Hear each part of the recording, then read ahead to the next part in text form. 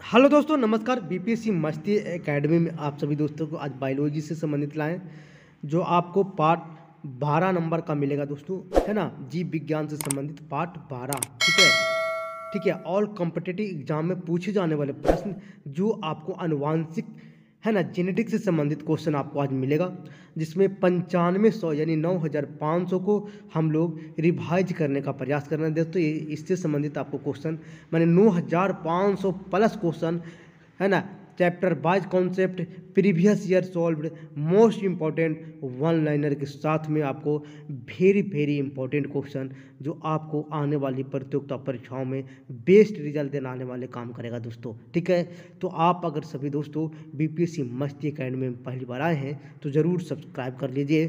ठीक है, आनुवांशिकता डीएनए के बारे में हम लोग केवल हेलिक्स मॉडल जो किस तरह से होता है, इसको हम आपको दर्शाने का काम किए हैं, दिखाने का काम किए हैं। देख लीजिए एक बार, इसको देखने का प्रयास करिए दोस्तों। इसी से संबंधित बहुत सारे और आनुवांशिक से संबंधित बहुत सारे क्वेश्चन आपको देखने को मिलेगा। ठीक है, तो आज का जो शुरुआत क्वेश्चन है आनुवांशिक से संबंधित दोस्तों, हम लोग समझने का प्रयास करेंगे और इसको कॉपी कलम लिख करके लिख लेंगे और बार बार वीडियो को देखेंगे, ताकि आपको आने वाले एग्जाम आपके, है ना, सफलता का कदम चूमेगा। ठीक है, कहा जाता है कि एक लंबे संकर आईटी, है ना, एक बड़ा टी या एक छोटा टी पौधे स्वपरागन सेल्फ पॉलिनेशन कराने पर लंबे पौधे का इतना अनुपात प्राप्त होते हैं, 3:1 प्राप्त होते हैं।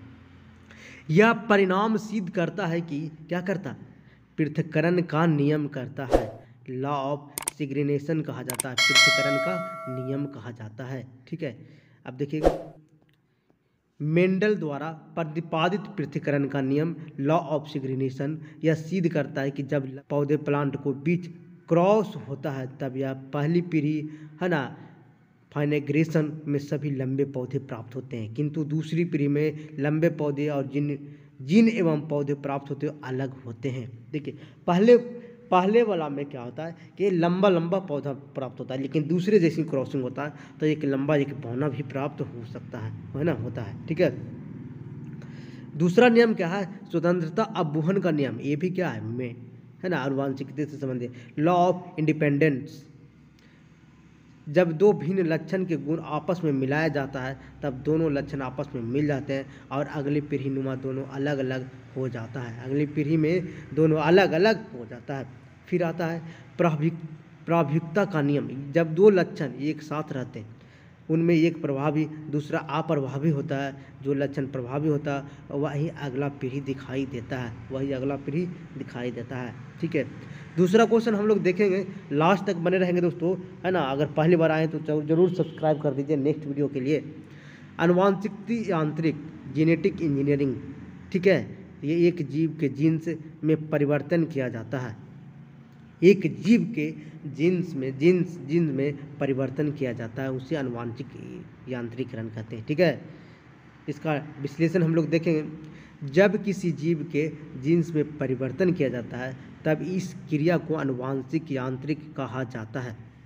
टेस्ट बेबी, जब मेल एंड फीमेल के टिश्यू में फ्यूज कराकर जायगोट बनाया जाता है और जायगोट को फीमेल ओवरी में रख दिया जाता है, इस क्रिया को द्वारा उत्पन्न बच्चे को टेस्ट बेबी कहा जाता है। समझने का प्रयास करिएगा। टेस्ट बेबी, जब मेल एंड फीमेल टिश्यू को फ्यूज करा करके दोनों को संयुग्म करा करके जायगोट बनाया जाता है और जायगोट को फीमेल के ओवरी में रख दिया जाता है, इसे टेस्ट बेबी कहा जाता है। क्या कहा जाता है, टेस्ट बेबी कहा जाता है। तीसरा नंबर क्वेश्चन देखेंगे, जंपिंग जीन्स को अब क्या कहा जा सकता है। जंपिंग जीन्स को अब क्या कहा जा सकता है, तो याद रखिएगा दोस्तों, है ना, ट्रांसपोशंस कहा जाता है, इसको ट्रांसपोशंस कहा जाता है। ठीक है, जितनी सारे क्वेश्चन आपको करा रहे हैं, इसको 2 बार 3 बार जरूर देखिएगा दोस्तों, आपके आने वाले एग्जाम आपको बहुत सरलता से निकल जाए। जंपिंग जीन्स अब ट्रायोपोनस कहा जाता है। इसका खोज बारबोरा क्लिंगटन द्वारा किया गया है। ट्रांसफॉर्मेशन जीवाणु में होने वाले लैंगिक प्रजनन की विधि है, याद रखिएगा। ट्रांसफॉर्मेशन क्या है, जीवाणु में होने वाला लैंगिक प्रजनन की विधि है। इसमें जीवाणु के डीएनए का अवशोषण करके आनुवांशिक स्वरूप परिवर्तन हो जाता है। ट्रांसडक्शन, इस विधि में एक विषाणु द्वारा एक जीवाणु का डीएनए दूसरे जीवाणु का डीएनए में मिल जाता है। 4 नंबर क्वेश्चन है, आनुवांशिक लक्षण जनक का संतान किसके द्वारा किया जाता है? तो याद रखने का प्रयास करिएगा। 4 नंबर क्वेश्चन का इसका सही उत्तर हो जाएगा दोस्तों, ठीक है, इसका सही उत्तर हो जाएगा, ठीक है, जीन। क्या होता है? जीन। आनुवांशिक लक्षण जनक के संतान में किसके द्वारा होते हैं? तो जीन के द्वारा होता है। किसके द्वारा? जीन के द्वारा। इसका विश्लेषण हम लोग देखेंगे। जीन द्वारा आनुवांशिक लक्षण संतान में जाता है। जीन की आनुवांशिकता को वाहक कहा जाता है। जीन का खोज जोहानसन द्वारा 1909 में किया गया था। पुमंग में इकाई के पुकेंसर कहते हैं। पुमंग में इकाई को पुकेंसर कहते हैं। सेंट्रोसोम जंतु कोशिका में पाया जाता है। यह कोशिका विभाजन की प्रक्रिया में सहायता करता है। कौन? सेंट्रोसोम। कौन करता है? सेंट्रोसोम करता है। 5वां नंबर क्वेश्चन देखिए, विश्व वैज्ञानिक 5 जून को किस लिए मनाते हैं? तो याद रखिएगा दोस्तों, ये 5 जून को विश्व वातावरण दिवस मनाया जाता है। 5 जून को विश्व वातावरण दिवस मनाया जाता है। 5 जून को विश्व पर्यावरण दिवस या वातावरण दिवस मनाया जाता है। जनसंख्या दिवस 11 जुलाई को मनाया जाता है। 6ठा नंबर क्वेश्चन हम लोग देखेंगे, लास्ट तक बने रहेंगे दोस्तों। एक जीव 2 समरूप आनुवांशिक कारकों को जोड़ा जाता है तो क्या कहलाता है? तो याद रखिएगा, समयुग्मी कहलाता है, होमोजोगस कहलाता है, ठीक है, समयुग्मी कहलाता है। तो हम लोग देखेंगे दोस्तों, एक जीव 2 समरूप आनुवांशिक कारकों को जोड़ा तो होता है तो समयुग्मी कहलाता है। जब किसी जीव में उपस्थित एक जोन को दोनों प्रतियों भिन्न भिन्न होता है, विषम युग्मी कहलाता है। याद रखिएगा, समझने का प्रयास कर। जब किसी जीव में उपस्थित एक जोन के 2 प्रतियां भिन्न भिन्न हो तब विषम युग्मी कहते हैं, और 2 समरूप हो, ठीक है, तो समयुग्मी कहलाता है। 7 नंबर क्वेश्चन हम लोग देखेंगे, ठीक है, डीएनए आनुवांशिक पदार्थ, इसका प्रबल का प्रमाण क्या है? तो याद रखिएगा, इसका सही उत्तर हो जाएगा बैक्टीरिया में ट्रांसफॉर्मेशन का प्रयोग। बैक्टीरिया में ट्रांसफॉर्मेशन का प्रयोग, ठीक है, डीएनए आनुवांशिक पदार्थ में इसका प्रबल प्रमाणिक बैक्टीरिया में ट्रांसफॉर्मेशन का प्रयोग होता है। 8 नंबर क्वेश्चन हम लोग देखेंगे, बायोम क्या है? तो याद रखिएगा दोस्तों, पृथ्वी के स्थान और उसका वायुमंडल जिसमें जीव रहता है उसे बायोम कहते हैं, ठीक है। पृथ्वी का स्थान और उसका वायुमंडल जिसमें जीव रहता है उसे बायोम कहते हैं। पृथ्वी का स्थान जहाँ वायुमंडल जीव रहता है उसे बायोम कहते हैं। पृथ्वी के सभी जीवित जीवों को क्या कहते हैं? तो याद रखिएगा, जीव मंडल कहा जाता है। क्या कहा जाता है? जीव मंडल कहा जाता है। पृथ्वी के सभी जीवित जीवों को जीव मंडल करते हैं। ऊर्जा का पिरामिड होता है तो याद रखिए सदैव सीधा होता है। ऊर्जा का पिरामिड क्या होता है? सदैव। 11 नंबर क्वेश्चन हम लोग देखेंगे दोस्तों, ठीक है, मेंडल ने अपने प्रयोग में सफल रहा क्योंकि सफल रहा? तो याद रखिएगा, उन्होंने एक समय में एक लक्षण का अध्ययन किया, उन्होंने निरीक्षण का पूरा ब्यौरा रखा, उन्होंने F3 तक के अध्ययन किया और उपयुक्त सही, यानी D नंबर हो जाएगा। मेंडल ने अपने प्रयोग में सफल रहे क्योंकि उनके एक समय में एक लक्षण का अध्ययन किया और निरीक्षण का पूरा ब्यौरा रखा दोस्तों। F3 जनरेशन तक भी अध्ययन करने का काम किया, इसलिए ऑप्शन D नंबर। अब आते हैं 12 नंबर क्वेश्चन हम लोग देखेंगे। कितना नंबर? 12 नंबर क्वेश्चन देखेंगे। जीन म्यूटेशन उत्पन्न होता है, जीन म्यूटेशन उत्पन्न होता है किसके द्वारा? समझने का प्रयास करिएगा। डीएनए के जीन के क्रम परिवर्तन से होता है जीन म्यूटेशन।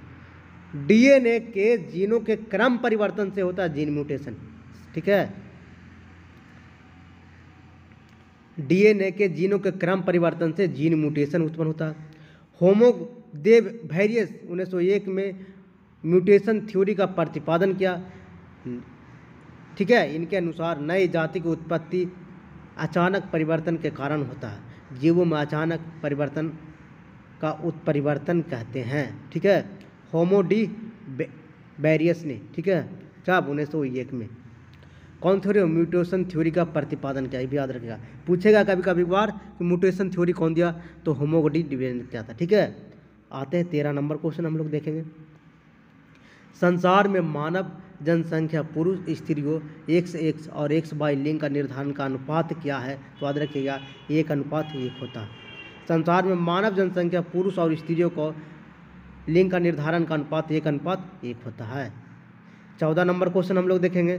किसी जीव के लक्षण लिंग सहलंग कहलाता है। जब उसका जीन का वाहक होता है तो वो कहलाता है नर या मादा X और Y गुणसूत्र क्रोमोसोम होता है। ठीक है, अब हम लोग 15 नंबर क्वेश्चन को देखेंगे।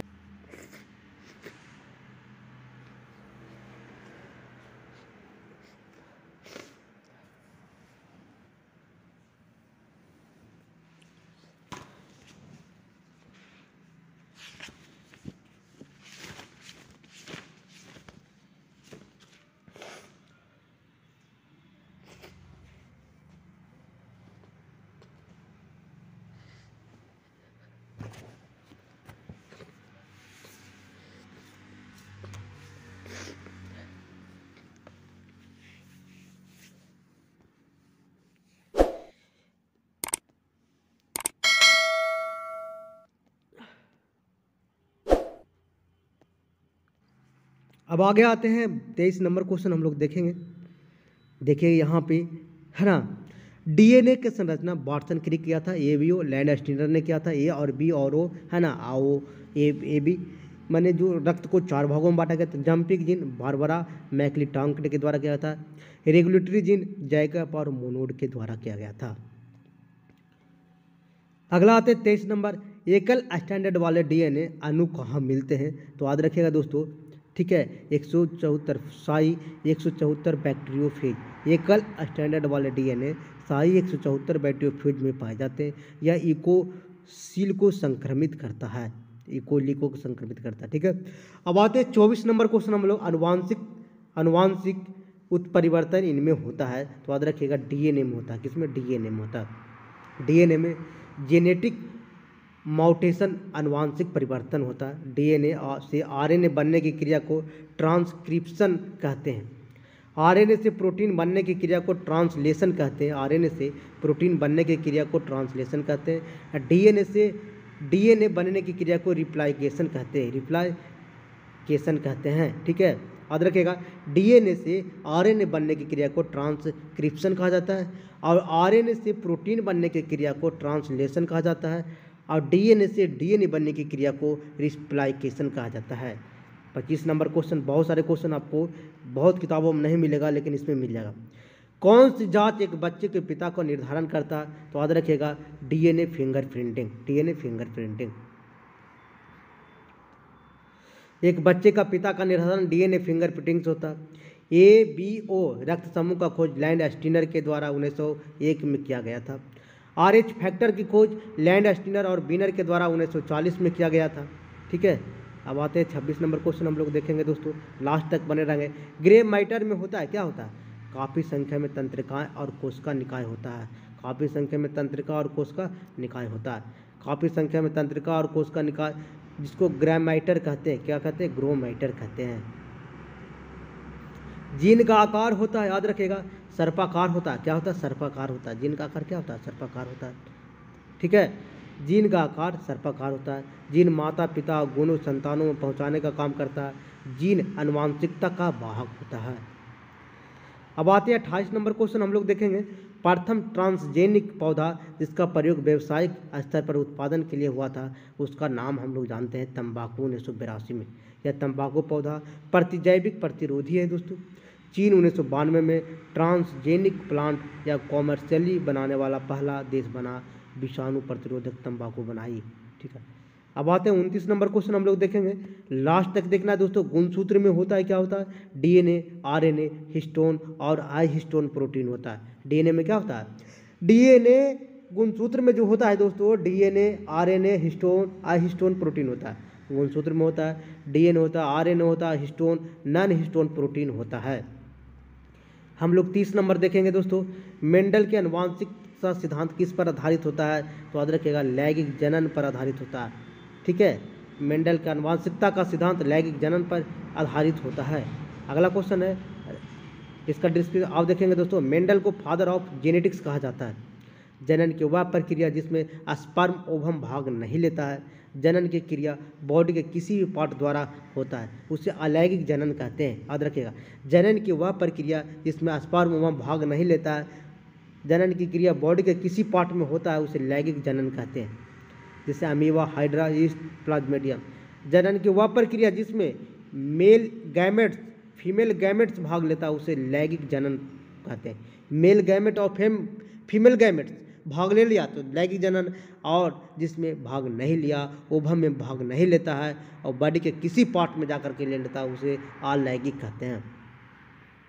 31 नंबर क्वेश्चन हम लोग देखें, गुणसूत्र में होते हैं, याद रखिएगा, डीएनए और प्रोटीन होता है। गुणसूत्र में क्या होता है? डीएनए और प्रोटीन होता है। गुणसूत्र में डीएनए और प्रोटीन होता है, याद रखिएगा। डीएनए के कोडकरण खंड को क्या कहा जाता है? तो याद रखिएगा कोडॉन कहा जाता है। डीएनए के कोडकरण खंड को कोडॉन कहा जाता है।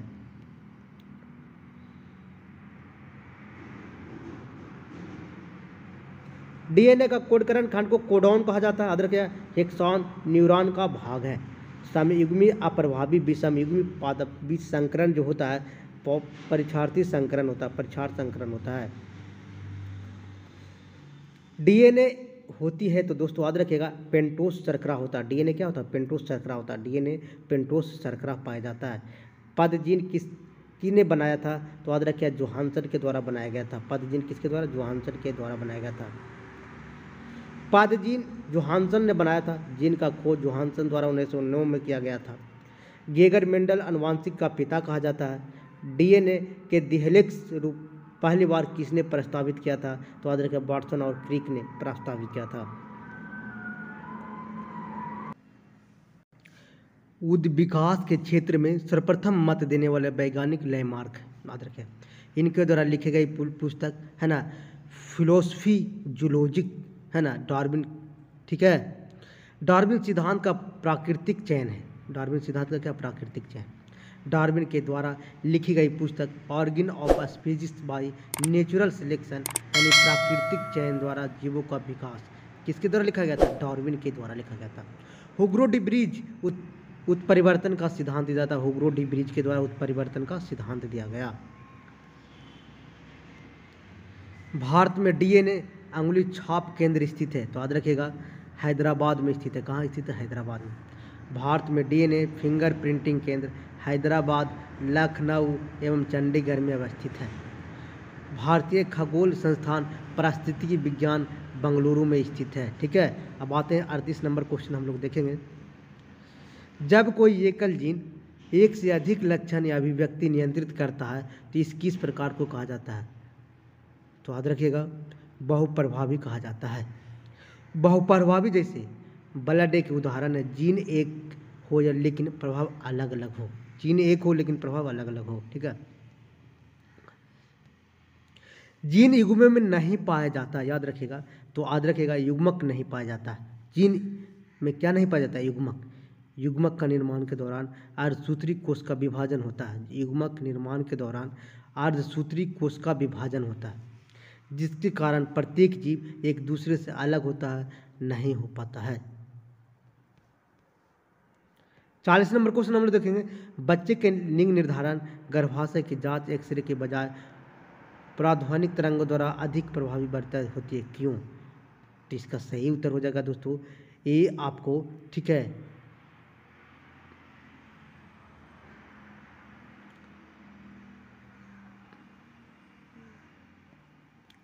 एक्सरे प्राध्वनिक तरंगे के समान अधिक स्पष्ट तस्वीर नहीं दिखाई पाता, ये गलत होगा। एक्सरे की जांच प्राध्वनिक अल्ट्रासोनिक जांच की तुलना में अधिक महंगी है, ये भी गलत होगा, ठीक है। एक्सरे प्राध्वनिक तरंगों की तुलना में अधिक हानिकारक है, ये सही होगा दोस्तों। अधिक क्या है? हानिकारक है। प्राध्वनिक तरंगे आवृत्ति 20 हर्ट्ज से ज़्यादा है, जो ज़्यादा देर तक शरीर के अंदर नहीं रहता, जिससे बच्चे की शरीर का कोई प्रभाव नहीं करता है। आते 41 नंबर क्वेश्चन, बने रहना दोस्तों, लास्ट तक देखना। डीएनए को किसने अंतःस्राव पाया जाता है? किसने? तो याद रखेगा एडवर्ड जेनर के द्वारा। डीएनए के एडवर्ड जेनर के द्वारा, ठीक है। हम लोग देखेंगे विश्वास 42 नंबर क्वेश्चन को। विश्वास और प्रथाओं का एक संग्रह जिसका उद्देश्य मानव आबादी को आनुवंशिकता गुणवत्ता में सुधार लाना होता है, या किस आनुवंशिकता क्षेत्र को कहा जाता है? तो याद रखिएगा यूजेनिक्स कहा जाता है। इसको क्या कहा जाता है? यूजेनिक्स कहा जाता है। विश्वास और प्रथाओं का एक संग्रह है जिसका उद्देश्य मानव आबादी की आनुवंशिक गुणवत्ता में सुधार लाना, तो या किस आनुवंशिकता के क्षेत्र को कहा जाता है? यूजेनिक्स को कहा जाता है। इसका विश्लेषण हम लोग देखेंगे। विश्वास प्रथा एक संग्रह है जिसका उद्देश्य मानववादी आनुवंशिक गुणता में सुधार लाना होता है। यह आनुवंशिक क्षेत्र में यूजेनिक्स कहलाता है। आनुवंशिक इंजीनियरिंग के द्वारा मानव के जीन का अध्ययन कर उसे मानव रोग विज्ञान का निदान करने का सहायता करता है। हरगोविंद खुराना 1968 में जेनेटिक शोध के कारण नोबेल पुरस्कार दिया गया था। क्लोनिंग के द्वारा समान स्तर के जीवों में लैब किया जाता है। ठीक है। सर्वप्रथम डॉली नामक पेड़ का जन्म क्लोनिंग के द्वारा होता है। ठीक है। आधुनिक आनुवंशिकी का जनक किसे कहा जाता है? तो बने रहना दोस्तों, लास्ट तक देखना है जरूरी। ठीक है। इसका सही उत्तर हो जाएगा गेगर मेंडल के द्वारा। ठीक है। इसका विश्लेषण हम लोग देखेंगे। आधुनिक आनुवंशिक का जनक father of modern genetics Gregor Mendel को कहा जाता है। गेगर मेंडल को माना जाता है। आनुवंशिकता के बारे में सर्वप्रथम जानकारी ऑस्ट्रेलिया निवासी गेगर मेंडल, कहाँ के निवासी था? ऑस्ट्रेलिया के निवासी था। 1822 से 84 ईस्वी द्वारा किया गया था। यानी 1822 से लेकर के 84 तक मैंने जन्म हुआ 1822 में। ठीक है। और 84 तक उसका मृत्यु हुआ। आनुवंशिकता के लक्षण जो पीढ़ी दर पीढ़ी संचरित होते हैं। डब्ल्यू वाटसन 1905 में सर्वप्रथम जेनेटिक्स का नामकरण किया। जोहानसन ने 1909 में सर्वप्रथम जीन शब्द का प्रयोग किया था। जोहानसन का 1909 में। ठीक है। आनुवंशिकता के संबंध का प्रयोग सबसे पहले मेंडल ने मटर के पौधों पर चुनाव किया। आनुवंशिक डार्विन जैव विकासवादी सिद्धांत का बताया। पेनिसिलिन का खोज अलेक्जेंडर ने किया। पेनिसिलिन का खोज कौन किया? अलेक्जेंडर ने किया। डीएनए परीक्षण के संबंध में विषय का पता लगाइए। ठीक है। तो याद रखिएगा दो, पोलियो क्या है? पोलियो।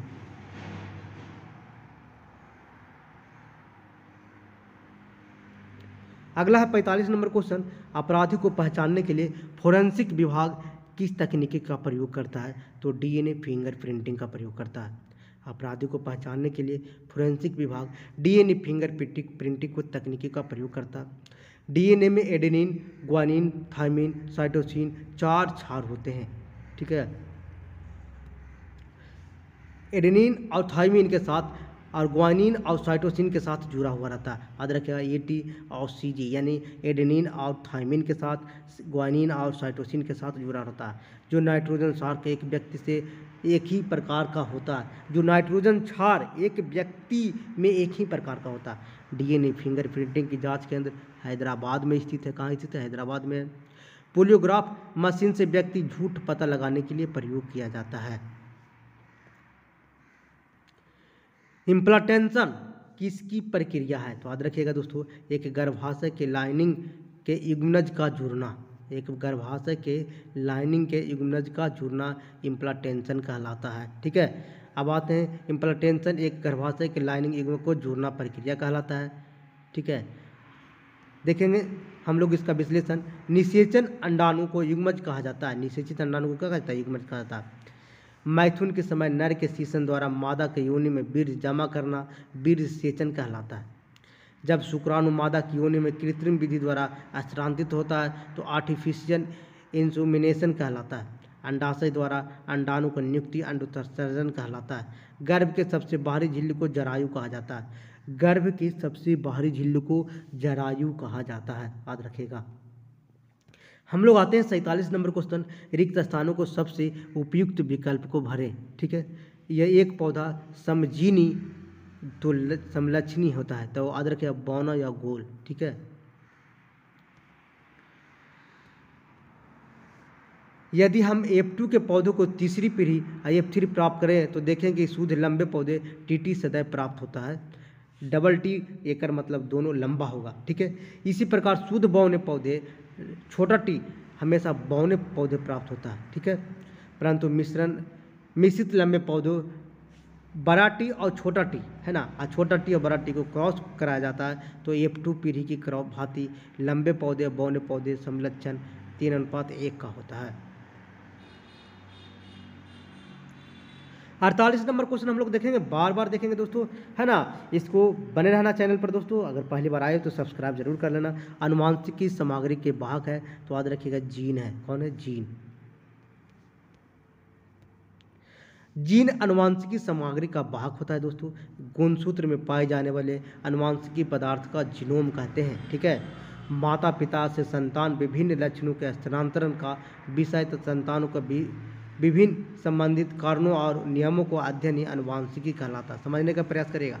माता पिता से संतान और विभिन्न लक्षणों के स्थानांतरण का विषय संतान में विभिन्न संबंधित कारणों का नियमों को अध्ययन ही अनुवांशिकी कहलाता है। अनुवांशिकी कहलाता है। एक जीन द्वारा एक एंजाइम संश्लेषण होता है। इस सिद्धांतों का खोज बीडल और टैटम के द्वारा होता है। कब? 1948 में। 49 नंबर क्वेश्चन देखेंगे। मटर के पौधे में पाया जाने वाला गुण कौन सा नहीं है? तो याद रखिएगा, झुर्रीदार बीज नहीं है। कौन सा? झुर्रीदार बीज नहीं है। ग्रेगर मेंडल द्वारा सजीव वस्तुओं को लक्षण अनुवांशिकी सिद्धांत का आनुवांशिकता एक विभिन्नता अध्ययन को जेनेटिक्स कहा जाता है। ठीक है। मेंडल ने मटर के पौधों पर किए गए प्रयोगों को निष्कर्ष 1866 में दिया। कितना में दिया? 1866 में दिया। ठीक है। Annual proceeding of the natural history society of burn में प्रकाशित कराया। चार्ल्स रॉबर्ट डार्विन का सिद्धांत जैव विकास का सिद्धांत या उद विकास का सिद्धांत या डार्विन का सिद्धांत कहलाता है। याद रखिएगा, जैव विकास का सिद्धांत कहेगा तो चार्ल्स डार्विन, उद विकास का सिद्धांत कहेगा तो चार्ल्स डार्विन के द्वारा कहा जाता है। ठीक है। अगला आते हैं, माता पिता के संतान में शारीरिक और मानसिक गुणों को संचरण को कहा जाता है तो अनुवांशिकता कहा जाता है। क्या कहा जाता है? अनुवांशिक। माता पिता के संतान में शारीरिक और मानसिक गुणों को संचरण को अनुवांशिक कहा जाता है।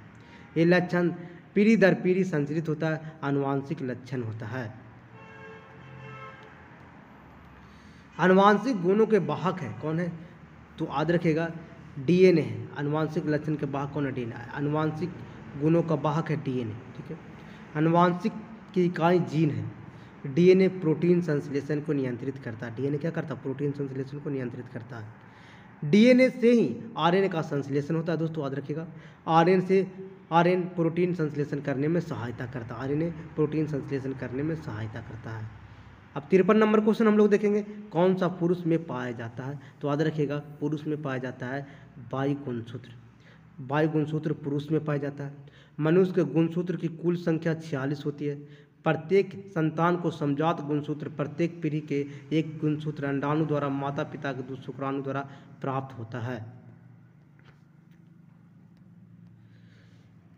निषेचन के समय यदि अंडाणु X गुणसूत्र वाले शुक्राणु से मिलता है, यदि 29 जोड़ी X होगी, इसमें बनने वाला संतान क्या होगा? लड़की होगा। और XY होगा तो लड़का होगा। ठीक है। पुरुष और गुणसूत्र संतान लिंग निर्धारण के लिए उत्तरदायी होता है। कौन? पुरुष होता है। ठीक है। अब आते 54 नंबर क्वेश्चन हम लोग देखेंगे, यौन प्रजनन में अभिभावक का योगदान होता है। तो याद रखिएगा दोस्तों, उसके वंशानुगुण जीन का आधा भाग, उसका वंशानुगुण जीन का आधा भाग।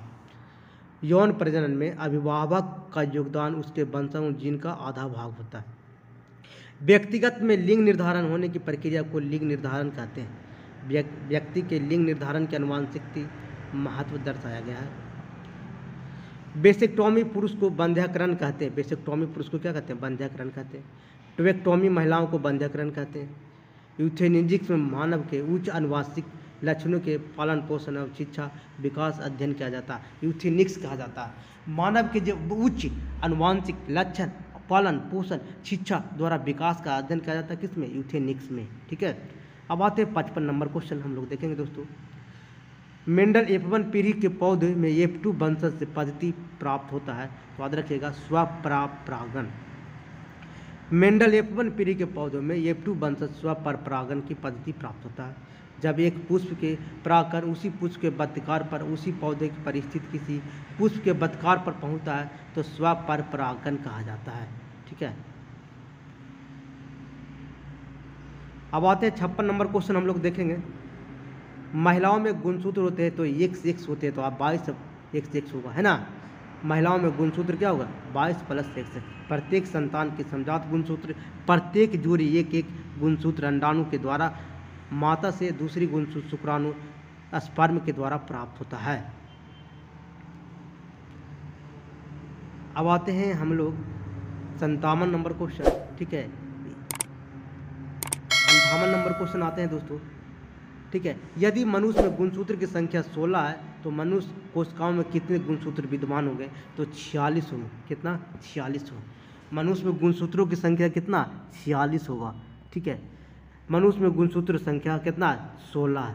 तो मनुष्य में दैहिक कोशिकाओं में 46 गुणसूत्र विद्यमान होंगे। गुणसूत्र का नामकरण डब्ल्यू बाल्डेयर ने 1888 में किया था, ठीक है।